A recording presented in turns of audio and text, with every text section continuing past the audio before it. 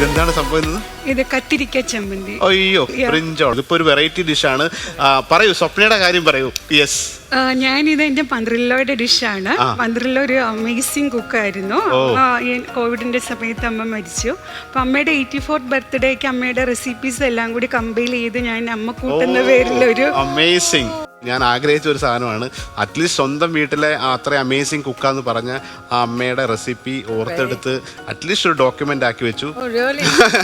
അടിപൊളി, സന്തോഷം. എനിക്ക് ഇതൊക്കെ കാണുമ്പോഴാണ് നമ്മുടെയൊക്കെ നാട്ടിലെ പൈതൃകമാണ് ഇതൊക്കെ. നമ്മൾ വാസ്തുശില്പം അല്ലെങ്കിൽ നമ്മളുടെ ബാക്കിയുള്ള കാര്യങ്ങളെ കുറിച്ചൊക്കെ പറഞ്ഞെങ്കിലും നമ്മുടെ ഈ പഴയ റെസിപ്പികളൊക്കെ എവിടെയോ നഷ്ടപ്പെട്ടു പോയി. പണ്ടൊരു 20 വർഷം മുമ്പൊക്കെ ഇതിലും മികച്ച ഓരോ വീടുകളിലൊക്കെ ഓരോ വിഭവങ്ങൾ ഉണ്ടായിരുന്നു.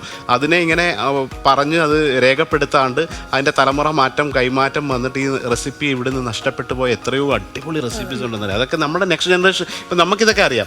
ഇത് ഒരുപക്ഷെ ഇതൊന്നും അറിയാത്ത എത്രയോ ആൾക്കാരുണ്ട്. പുതിയൊരു 10 വർഷം കഴിഞ്ഞ് വരുന്ന ജനറേഷൻസ് ഒരു ഡൈലൂട്ട് ചെയ്ത പല റെസിപ്പി മാറി അതിൻ്റെ വേറൊരു വേർഷനാണ് കഴിക്കുക. അപ്പം ഇത് വേണ്ട, കൺഗ്രാറ്റ്സ്. എന്തായാലും എനിക്ക് കൊണ്ട് തന്നെയായിരിക്കും, ഞാനിത് വെക്കും. എന്തായാലും ഇത് അപ്പൊ വേറെ എന്താണ് ചെയ്യുന്നത്? ഞാൻ എഡ്യൂക്കേഷൻ തെറാപ്പിസ്റ്റ് ആണ്. ഞാൻ സ്കൂൾ പെർഫോമൻസ് മോശമായ കുട്ടികൾക്ക് ഹോപ്പ് അക്കാഡമി എന്ന് പറഞ്ഞിട്ട് ഒരു അക്കാഡമി നടത്തുന്നുണ്ട്. അപ്പോൾ ഞാൻ സാറിൻ്റെ വീഡിയോസും റെസിപ്പീസൊക്കെ ശ്രദ്ധിക്കാറുണ്ട്. സാർ ഒരു അമേസിങ് ഷെഫിനോട് കൂടി ഒരു നല്ല എക്സലന്റ് ടീച്ചറും കൂടെയാണ്.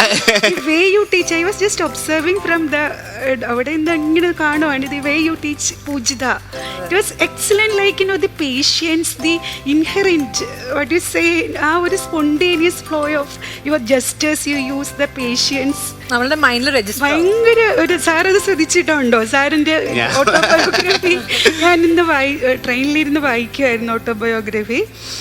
അത് അതിൻ്റെ രസമെന്ന് വെച്ചാൽ മിനിഞ്ഞാന്ന് മോൻ സ്റ്റഡി ടേബിളിൻ്റെ അടുത്ത് നിന്ന് ഈ ബുക്ക് പെട്ടെന്ന് ഇങ്ങനെ പുൾ ഓഫ് ചെയ്തിട്ടേ, അമ്മ ഈ ബുക്ക് നോക്കി എന്തെങ്കിലും ഇവിടെ ഉണ്ടാക്കിയിട്ടുണ്ടോ എന്ന് ചോദിക്കുന്നത്. അപ്പോൾ ഞാൻ പറഞ്ഞു അതിലപ്പോൾ റെസിപ്പി ഉണ്ടെന്ന് ഞാൻ എപ്പോഴും അറിയുന്നത്. എന്നിട്ട് ബാക്കിലെ പേജിൽ സാറിൻ്റെ ഫോട്ടോ ഉണ്ട്. അമ്മയ്ക്ക് അറിയാമോ ഈ അങ്കിൾ ഇട്ടിരിക്കുന്ന ഷൂസിൻ്റെ വില? Louis Vuitton. ഞാൻ ചോദിച്ചു അതെങ്ങനെ മോനെ മനസ്സിലായി? അതിൽ എഴുതിയിട്ടുണ്ട്, അതിന്റെ ബ്രാൻഡ് ഇതുണ്ട്. കൊല്ലം ബീഫ് കറി അതിലുണ്ട്. അപ്പൊ എന്റെ അടുത്ത് അത് ഉണ്ടാക്കണം സൺഡേ എന്ന് പറഞ്ഞിരിക്കുകയാണ്. മോൻ +2 ഇപ്പൊ ബോർഡ് എക്സാമിന് പ്രിപ്പയർ ചെയ്യാണ്. അപ്പോഴാണ് ഈ എക്സാം ടൈമിൽ മാത്രമേ പുള്ളിക്കാരൻ എക്സ്ട്രാ ബുക്സ് വായിക്കുള്ളൂ. അപ്പൊ അതിൽ നിന്നുള്ള ഒരു ഡീവിയേഷൻ.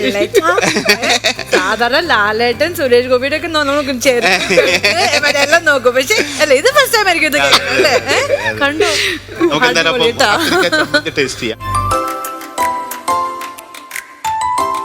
അമ്മയുടെ സിഗ്നേച്ചർ ഐറ്റം ആണ്, ഫസ്റ്റ് ഐറ്റം ഇതാണ്. ആദ്യം സ്മെല് ചെയ്തു കഴിക്കുന്നതിന് മുമ്പ് എപ്പോഴും ഒരു അതിന്റെ ഒരു ഫ്ലേവർ മനസ്സിലായില്ലേ?